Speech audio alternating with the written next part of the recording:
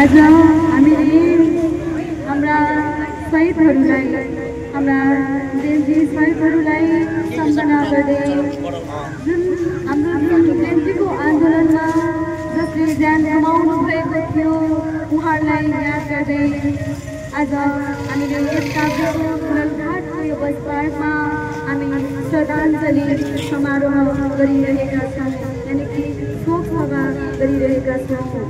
यसर्थ अबको समयमा हाम्रो यहाँ वरपर रहनुभएका यस खोलघाटवासी समाजसेवी बुद्धिजीवी जनप्रतिनिधि लगायत जो हुनुहुन्छ हामी सबैजना यस शोक सभामा यानि कि श्रद्धाञ्जली समारोहमा हजुर पनि सामेल भइदिनु हुनेछ भन्ने हामी आशा व्यक्त गर्दछौँ। किनकि जेएनजीको भावना भनेको हामी सबैको भावना हो।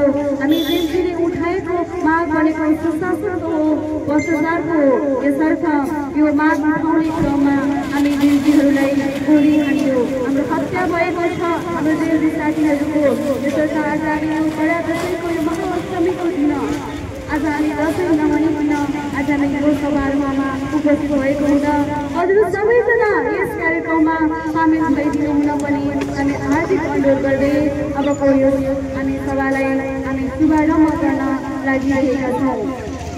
आज हामीले यस कार्यक्रममा यस शोक सभा शुभारम्भ गर्नुभन्दा पूर्व हामीले यस एरियामा हामी सजिलो सरसफाइ हामीले थोरै भए पनि गर्ने प्रयास गरेका छौँ। हामी जेएनजी हाम्रो सबै अभिभावकको तर्फबाट अबको दिनहरूमा हामीलाई सरसफाइ मुक्त यानि कि हामीले सरसफाइ सबै हामीलाई यस ठाउँमा आवश्यक देखेका छौँ।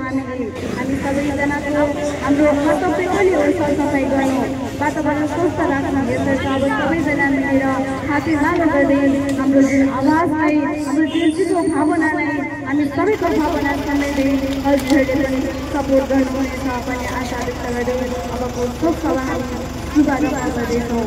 हामी सबैजना हजुर पनि प्लिज यस सभामा आइदिनु होस्।